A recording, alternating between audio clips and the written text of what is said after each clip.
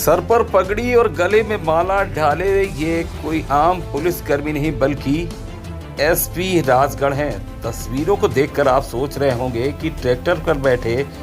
Police अधीक्षक और पुलिसकर्मी आखिर कर क्या रहे हैं। तो हम आपको बता दें कि मध्य प्रदेश के राजगढ़ के पुलिस अधीक्षक ने अनूठे अंदाज में प्रेस कॉन्फ्रेंस कर अंतर्राज्यीय ट्रैक्टर चोर गिरोह का पर्दाफाश किया है। ट्रैक्टर चोरी के खुलासे से खुश किसानों ने पुलिस अधीक्षक सहित पुलिस कर्मियों का सम्मान भी किया है। राजगढ़ पुलिस अधीक्षक आदित्य मिश्रा ने खुलासा करते हुए बताया कि मुखबिर की सूचना के आधार पर ट्रैक्टर ग्राहक बनकर अभी तक 12 आरोपियों को पुलिस ने गिरफ्तार किया है। वह अन्य आरोपियों की तलाश भी जारी है। आरोपी गणों से पूछताछ कर 6 ट्रैक्टर जिनकी कीमत 42 लाख रुपए का मसरूका बरामद किया गया है। पुलिस ने अलग अलग जगह ग्राहक बनकर लगभग 1 महीने की मेहनत के बाद पंजाब, राजस्थान, उत्तर प्रदेश सहित हरियाणा से इस गिरोह का पर्दाफाश करने में सफलता हासिल की है। जिले में कई बार ऐसी सूचनाएं मिल रही थी कि बाहर से कुछ लोग आते हैं और यहाँ पर जो हमारे यहाँ के किसान लोग हैं या मजदूर वर्ग के लोग हैं जो बेचारे अपनी खेती किसानी के लिए ट्रैक्टर खरीदते हैं या थ्रेशर मशीन खरीदते हैं, इनकी चोरियाँ बहुत समय से चल रही थी, जिसमें काफ़ी प्रयास करने के बाद भी पुलिस को सफलता नहीं प्राप्त हो रही थी। बट मुझे आज ये बताते हुए बहुत खुशी हो रही है कि करीबन एक जो अंतर्राज्यीय गैंग जो राजस्थान, हरियाणा, पंजाब से ऑपरेट करती थी, उसके करीबन 12 आरोपियों को हमने गिरफ्तार किया है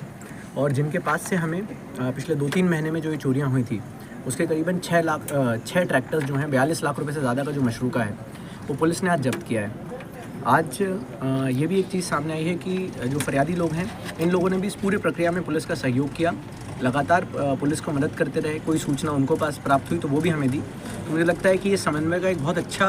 नतीजा रहा कि चोरी में हम लोग इसमें एक बहुत अच्छी सफलता प्राप्त करने में हमें हासिल हुई है। इसमें जो मुख्य आरोपी हैं जो पंजाब से और हरियाणा से इसको ऑपरेट करते थे, उसमें एक जसवीर पिता रेशम सिंह हैं जिनका लगातार चोरी के ट्रैक्टरों को ख़रीदने में नाम आता रहा है, परंतु अभी तक किसी भी पुलिस की गिरफ्त में नहीं थे।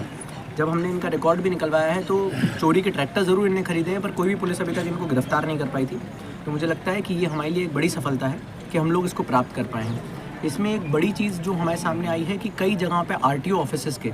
कुछ ऐसे अधिकारी हैं जो मिलके इन ट्रैक्टर्स के फर्जी दस्तावेज बना के इनको ऑनलाइन चढ़ा देते हैं, जिसके कारण इन दस्तावेजों में जो फर्जी नंबर प्लेट्स लगती हैं या जो फर्जी इनके इंजन नंबर, चेसिस नंबर दिखते हैं वो ऑनलाइन रिकॉर्ड्स में हमेशा सही शो होते हैं। तो कभी भी जब पुलिस भी या अन्य थानों की पुलिस या अन्य ज़िलों की पुलिस वहाँ जाती है तस्दीक करने के लिए तो उसमें समझ नहीं आता है कि ये चोरी का ट्रैक्टर है कि नहीं है। मुझे लगता है कि क्योंकि इस बार ये नंबर प्लेट्स बदलने में इनको थोड़ा समय लगा और पुलिस जल्दी इनके पास तक पहुंच गई, तो कई ट्रैक्टर्स में ये नंबर प्लेट को नहीं बदल पाए हैं। इसमें हमारी पूरी टीम जिसमें sub inspector Jagdish Goyal, sub inspector अभय, जो अन्य थानों में रजनीश सिरोठिया, उसके साथ साथ जो अन्य सब इंस्पेक्टर्स हैं करणवीर शर्मा, इन सभी लोगों ने और इनकी पूरी टीम ने बहुत मेहनत की है। मुझे लगता है पिछले 30 दिन से ये लगातार बाहर थे, किसी दिन पंजाब में रह रहे हैं, किसी दिन कोटा में हैं। जैसे तलीन के जो 3 ट्रैक्टर आज हमें बरामद हुए हैं वो उत्तर प्रदेश से सब इंस्पेक्टर अजनारे इसको बरामद करके लाए। मुझे लगता है कि पुलिस ने फरियादियों के साथ मिलकर इन लोगों ने भी हमारा बहुत सहयोग किया, पूरे समय हमें कोऑपरेशन दिया और उसके लिए हमें एक ये अच्छा एक कीर्तिमान स्थापित कर पाए हैं। मुझे लगता है कि एक बार में 6 ट्रैक्टर करने के लिए जो मेरा अभी तक नॉलेज है, चोरी के और खुर्द-बुर्द करने के 6 ट्रैक्टर्स का पूरे मध्य प्रदेश में ये सबसे बड़ा है गिरोह जो अभी हमने जिनका पर्दाफाश किया है। इसमें करीबन 7-8 लोग ऐसे हैं जो अभी फ़रार चल रहे हैं। इनके लिए भी लगातार हमारी टीमें दबिश दे रही हैं और मुझे लगता है कि अगले 15-20 दिन में हम इसमें जो और मुख्य सरगने हैं जो इस पूरे मध्य प्रदेश या मालवा बेल्ट में ऑपरेट करते हैं, इनकी गिरफ्तारी सुनिश्चित करने में हम लोग सफल रहेंगे। इसमें जो चोरी करने की गैंग है उसमें करीबन 5 आरोपियों का नाम आया था जो कि राजस्थान के झालावाड़ जो क्षेत्र है, मूंगिया बे जो गाँव का क्षेत्र पड़ता है, वहाँ से ऑपरेट करते थे, जिसमें अभी 3 आरोपियों को हमने गिरफ्तार किया है। इसके बाद एक गैंग ऑपरेट करती थी इसकी RCs चेंज करा के इनको बेचने के लिए, उसमें करीबन 6 आरोपियों को हमने गिरफ्तार किया है और 3 लोग ऐसे हैं जो कि इन ट्रैक्टर्स को खरीद के फिर थर्ड किसान को बेचते थे। तो 3 लेयर का ऑपरेशन ये चलता था। पहला आदमी चोरी करता था जो राजगढ़ जिले में, क्योंकि अंतर्राज्यीय क्षेत्र है तो यहाँ से आके चोरी करता था, दूसरा इसके फर्जी दस्तावेज बनवाता था और तीसरा इसको खरीद के किसी दूसरे किसान को हैंड ओवर करता था। तो जो हम इसमें लेके आए हैं अभी तक जिन, और हमें किसानों ने अपने दस्तावेज भी दिखाए जिन किसानों के पास से ये मिले थे उन्होंने बताया कि हमें तो ये सेकंड ओनर के रूप में बेचा गया है।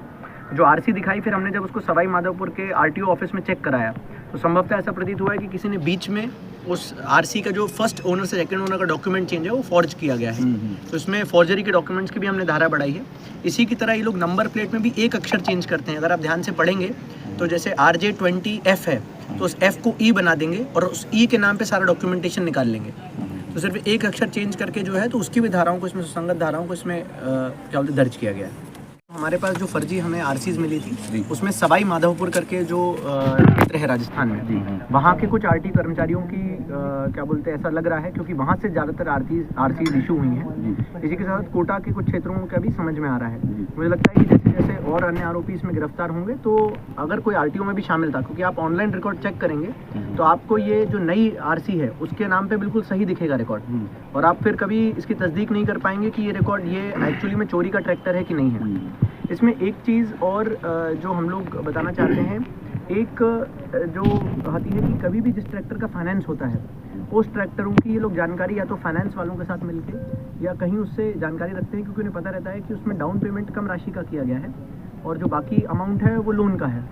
तो जिससे कि जो लोन का अमाउंट है, अगर उस ट्रैक्टर को मान लीजिए आपने 50,000 रुपये में डाउन पेमेंट में ख़रीदा है और उसके बाद वो चोरी हो गया और चोरी होने के बाद ये आगे 4-5 लाख तक में बिक गया, फाइनेंस कंपनी भी बहुत ज़्यादा इसमें फिर इसके पीछे नहीं पड़ती है और FIR की प्रति लेके उनकी जो कागजी कार्रवाई होती है वो समाप्त होकर वो संतुष्ट हो जाते हैं। और मुझे लगता है कि ये फाइनेंस कंपनीज के साथ भी बहुत बड़ा धोखा है कि यदि ऐसे वाले ट्रैक्टर्स को चुराया जाए जिसमें फरियादी का कम राशि लगा हो, जिससे कि उन्हें पता है कि फरियादी इसमें ज़्यादा फिर एफर्ट्स नहीं मारेगा या पुलिस भी ज़्यादा एफर्ट्स नहीं मारेगी कि किसी फरियादी के से 50,000 रुपये लगे हैं, परंतु फाइनेंस कंपनी के 4-5 लाख रुपए लगे हुए हैं। और फाइनेंस कंपनीज के पास भी काम इतना रहता है कि फिर वो उसको परस्यू नहीं करते हैं। तो इसमें करीबन 3 ट्रैक्टर ऐसे भी हमने पकड़े हैं जो फाइनेंस करे गए थे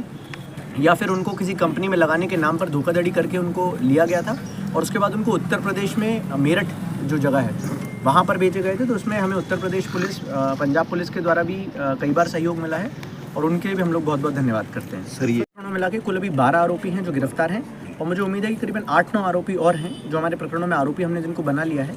जिनकी लगातार टीमें जा रही हैं, जिसमें राजस्थान से और कुछ आरोपी उत्तर प्रदेश से हमें गिरफ्तार करने हैं। तो मुझे लगता है कि बहुत जल्द हम उनको भी गिरफ्तार करेंगे। अरे आरोपियों में वो भी कुछ शामिल हैं जो ये नंबर बदलने का काम करते थे? हाँ, इसमें अभी आरटीओ वालों का एग्जैक्टली नहीं हुआ है, क्योंकि जो सेकंड चेन के 2 आरोपी थे वो अभी हमारे गिरफ्त में नहीं आए। पर मुझे लगता है कि उनकी पूछताछ से बीच में जो ये फॉर्जरी करने का काम करते थे, हमने सबसे पहले सोचा कि ये फॉर्जरी होने से पहले ट्रैक्टर बरामद हो जाए, क्योंकि वंस डॉक्यूमेंटेशन चेंजेस, एक बार डॉक्यूमेंट पूरा चेंज हो गया, फिर इस्टेब्लिश करना कि ये हमारे फरियादी का ट्रैक्टर है, हमारे लिए भी बहुत तकलीफ का काम है और इनके लिए बहुत तकलीफ का काम है कि अपना ओनरशिप इसमें कैसे इस्टेब्लिश करें। तो इसलिए हमारी सबसे पहले वो थी कि भाई इनके सारे कॉल डिटेल्स और ये चेक करके कि कहाँ बेचा गया है। दूसरी चीज़, जो पैसे का लेन देन होता था इसमें अमूमन तो मोस्टली कैश से होता था, परंतु कुछ जगह पे हमें बैंक अकाउंट ट्रांजैक्शंस भी मिले थे, फिर जिनका एनालिसिस करके हमने आरोपी को पकड़ा। क्योंकि जब हमने पूछताछ करी तो उनके द्वारा स्वीकार नहीं किया गया था, पर जब बैंक अकाउंट ट्रांजैक्शंस चोरी के अगले 2-3 दिन के हमने दिखाए जिसमें कैश मूवमेंट का ट्रांसफ़र आ रहा है, तो उससे हमें क्लियर हो गया कि इन लोगों ने इसके बदले कैश लिया है।